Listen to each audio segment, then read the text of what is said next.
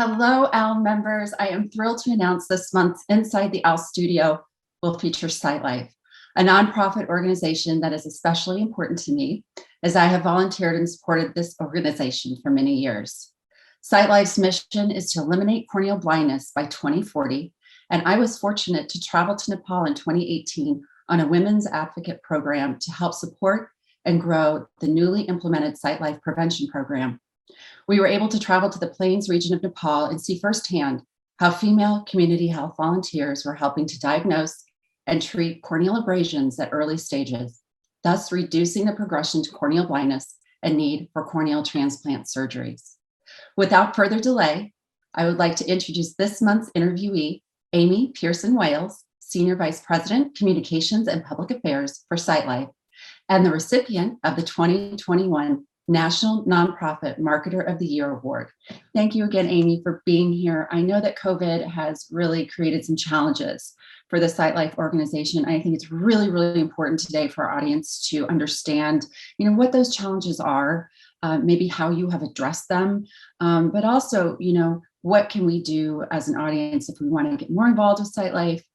Is there anything we can be doing to assist you in really meeting your mission of eliminating corneal blindness by 2040? Hi, Abby. It's an honor and privilege to speak with you today. Thank you so much for having me. It's a great question that you just asked, and it's important for people to understand that COVID impacted Sightlife right from the start. It hit us hard when elective surgeries, including corneal transplants, were systematically canceled countrywide as critical resources were moved to the front lines of hospital care and response to the pandemic. Now, our experience at Sightlife reflects, importantly so, a broader trend and pattern of impact.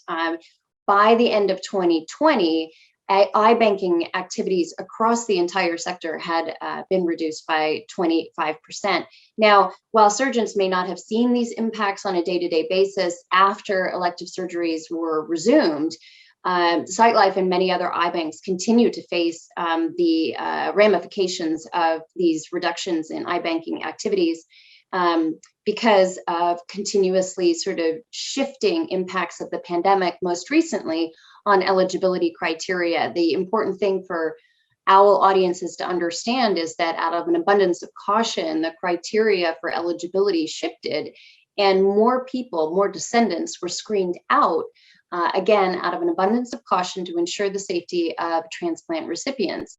Now, as research and more information became known, we're seeing that this eligibility criteria is relaxing, which is beneficial to overall service delivery, but it is something that we continue to try to understand and work around. Internationally, for some regions of India, we saw reductions of tissue volumes by upwards of 80%, which is catastrophic, as you can imagine, for the sector, leaving more people suffering needlessly in the dark.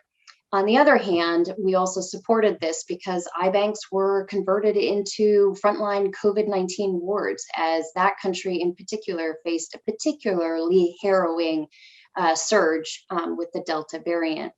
On the prevention side, though, we have some incredible bright spots that are worth mentioning.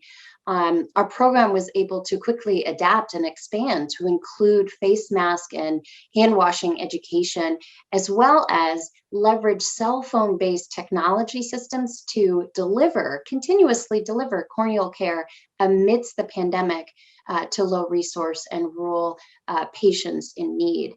Now, 1.5 years since the pandemic first started, we've turned a number of corners, but every little bit of help is critical to our mission continuing towards our goal of eliminating corneal blindness worldwide. So I encourage our listeners to give generously as much as they can, philanthropically, as well as their time and talent. And to learn more on how to do that, please visit us at www.sightlife.org.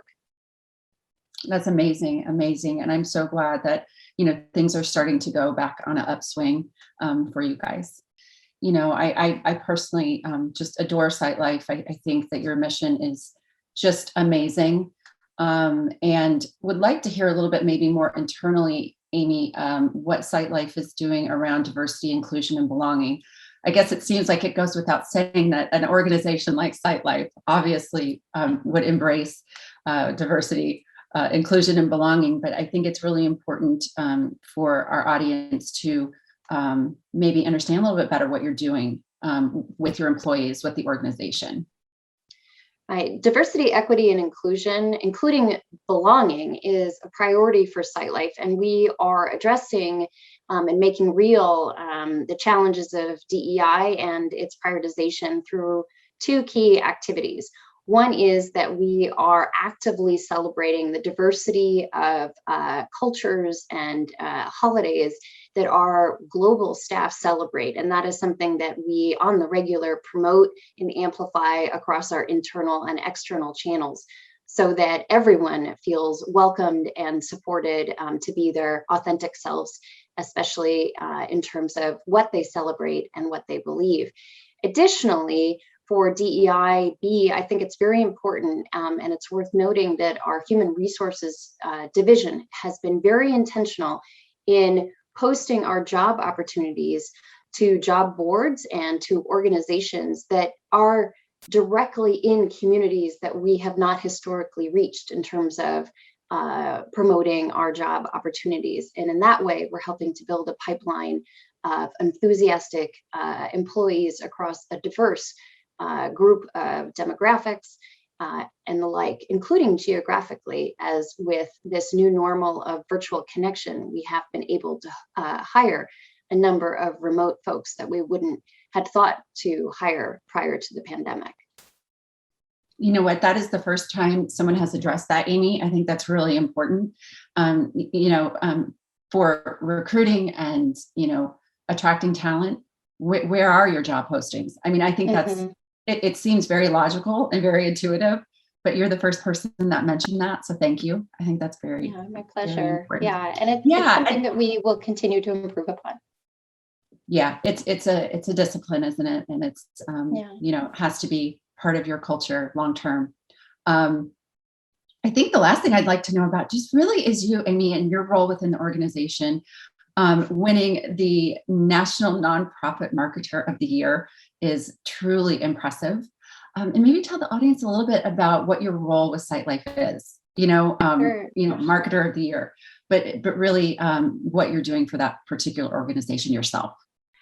Thank you, Abby. I am deeply humbled and incredibly just surprised still that I have been honored by the American Marketing Association Foundation as National Nonprofit Marketer of the Year. I would be remiss if I did not underscore that I share this recognition with my entire amazing team and frankly, the entire organization of Sightlife. We all worked above and beyond to bridge some of the early impacts of the pandemic. And in particular, what we did is we really looked at how we might deepen connections to local government, as well as our congressional delegation in service to securing relief funds and other government grants that have really helped us to digitally transform many of our programs, both internationally as well as in the United States, to ensure that we can continue in our mission and continue to reach our constituents,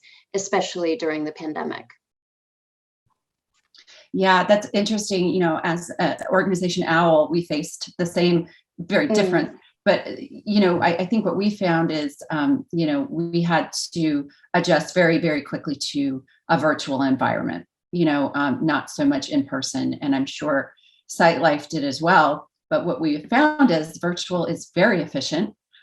You can reach people that you wouldn't be able to reach ordinarily. And you might be able to do it at a greater volume, greater frequency. So I think, it was obviously COVID wasn't a good thing, but I think from a business model perspective, at least for OWL, developing our virtual channels was a great thing. And I think it'll serve us well moving into the future. I would like to ask you a few questions here to end our interview. What is your favorite word in eye care?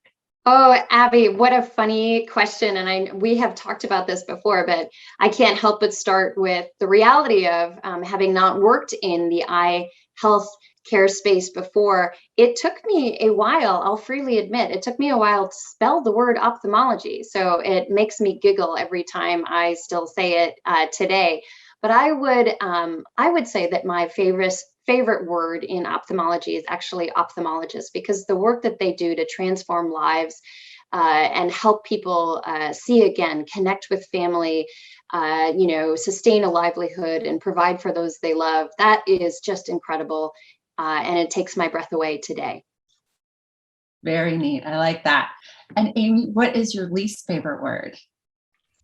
Thanks for that question, Abby. And I can't help but giggle, because my least favorite word is another word that I have long struggled to pronounce, and that is corneal opacity. But one of the reasons why I dislike it so much is because of the isolation, the sadness, and really the negative impact that blindness brings to people. It breaks my heart. And it's just one of those things that is at the core of my drive and commitment to eliminate corneal blindness, and why I love working at Sightlife. Awesome. Awesome. If you were to attempt another role in eye care, what would it be? Well, I can't help but recognize the great Dr. Audrey Rostoff, who is an incredible corneal surgeon and has transformed so many lives in terms of the work that she does every day by providing appropriate and quality surgical care to people who need a corneal transplant. I had the opportunity to witness, observe a corneal transplant that she was performing, and it was really, truly breathtaking. I would, if I could, be a corneal surgeon, as I know that they make magic every day for people. And that is just something I deeply appreciate and want to honor. What role would you not like to attempt? Well, I'm a little squirmish when it comes to blood and other things relating to the human body. So I tip my hat to the courage and dedication of eye recovery technicians. We have so many wonderful ERTs on the front line of tissue recovery. And I think that what they do is just incredibly powerful. I do not have the stomach for it, but I tip my hat to those who do. I know. God bless them, huh? Yeah. Okay. So if there was one way or one thing you could do to contribute to diversity kind of in the eye care space, what would that be? What would you do?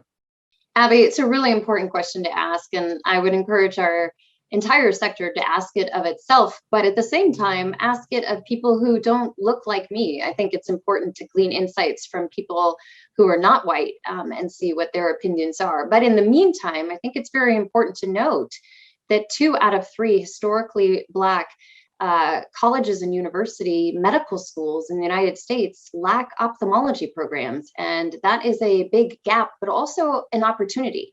And I think if we can bridge that gap, we'll see a more diverse pipeline of people in ophthalmology moving forward.